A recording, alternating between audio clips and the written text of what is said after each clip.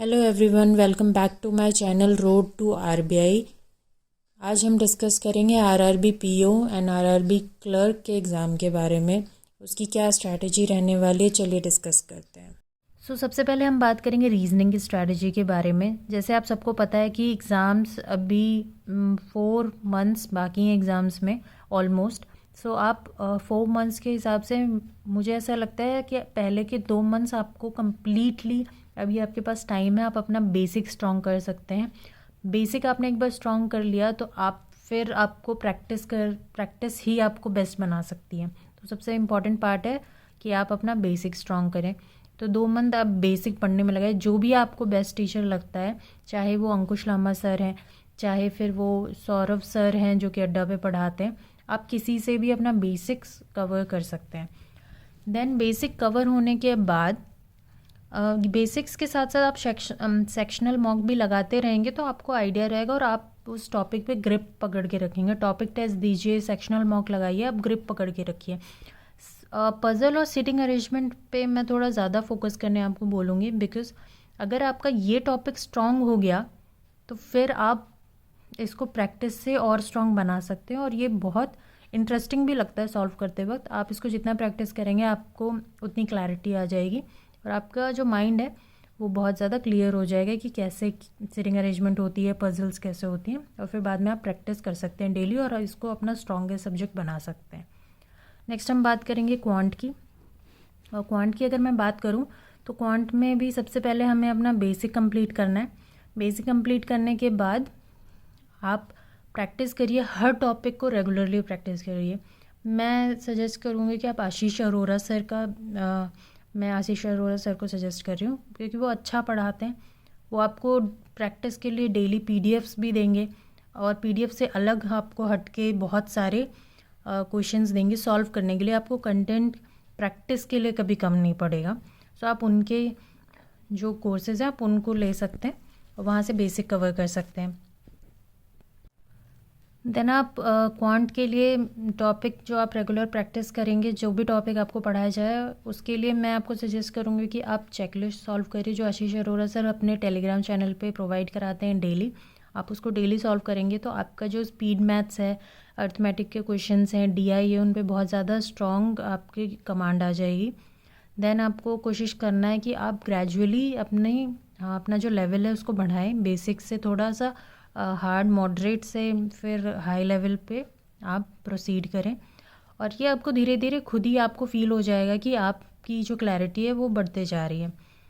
Then हम आगे forward करेंगे इंग्लिश और हिंदी, बिकॉज़ ये आरआरबी का एग्ज़ाम है तो आरआरबी में इंग्लिश और हिंदी में ऑप्शन होता है और आरआरबी के प्रीलिम्स में इंग्लिश या हिंदी नहीं आता है।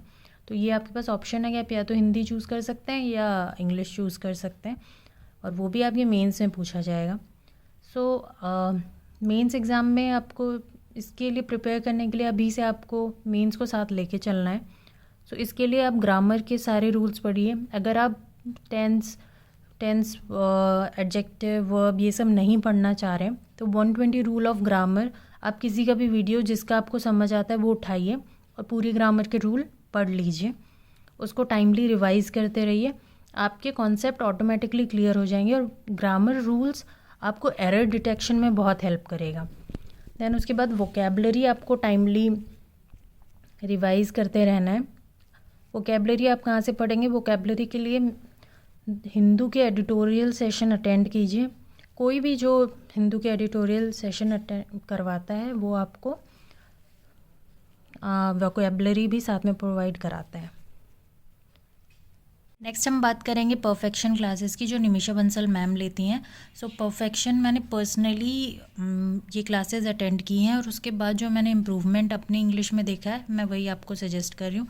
बाकी आपको किसी और टीचर की क्लासेस अगर अच्छी लगती हैं तो आप कर सकते हैं।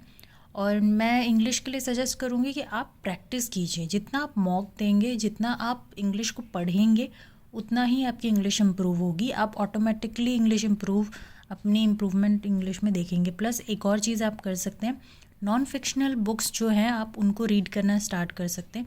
कोई भी मोटिवेशनल बुक्स जो हैं आप रीड कर सकते हैं। मैं एक सेपरेट वीडियो बनाऊंगी कि कौन कौन सी मोटिवेशनल बुक्स हैं जो आपको डेफिनेटली रीड करनी चाहिए, जो आपको लाइफ में किक तो ज़रूर देंगी, प्लस आपकी इंग्लिश भी बहुत इम्प्रूव करेंगी। नेक्स्ट हम बात करते हैं मॉक के बारे में। मैंने ऑलरेडी आपको बता दिया है। जनरल अवेयरनेस के बारे में बात करें, ये आपके मेंस में आता है। सो मेंस में कवर करके चलना है आपको एटलीस्ट 6 to 4 months। सो अभी बहुत टाइम है आपके पास, आप बिल्कुल कवर कर सकते हैं। सो आप डेली करंट अफेयर कवर करने की कोशिश कीजिए। मैं अड्डा से करती हूँ, अड्डा 24/7 पे आशीष गौतम सर पढ़ाते हैं, आप उनके क्लासेस अटेंड कर सकते हैं। डेली 7 बजे वो कराते हैं। अगर आपको इनके अलावा कोई और टीचर की प्रेफरेंस लगती है तो आप उनको भी अटेंड कर सकती हैं। जैसे कपिल काटपल सर कराते हैं, देन कुछ सर कराते हैं, और भी बहुत सारे टीचर्स हैं जो कराते हैं, आप उनको भी चेकआउट कर सकते हैं।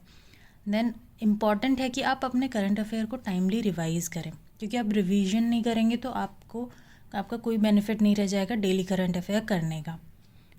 और रिवीजन के लिए मेरे अकॉर्डिंग सबसे बेस्ट है कि आप मॉक दें।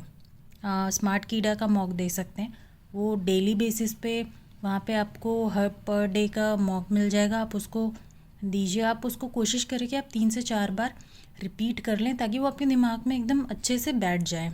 कोई आपको अगर पूछे तो आपको बिल्कुल याद रहे कि आपने ये न्यूज़ कहाँ पढ़ी थी। नेक्स्ट हम बात करते हैं कंप्यूटर की। कंप्यूटर पे आप, मेरे को ऐसा लगता है आप कोई भी गूगल पे सर्च करें कंप्यूटर की तो आपको PDF मिल जाएगी। गाइडली की PDF मैंने देखी थी, आप गाइडली की PDF डाउनलोड कर सकते हैं, वहाँ पे आपको कंप्लीट डिटेल मिल जाएगी।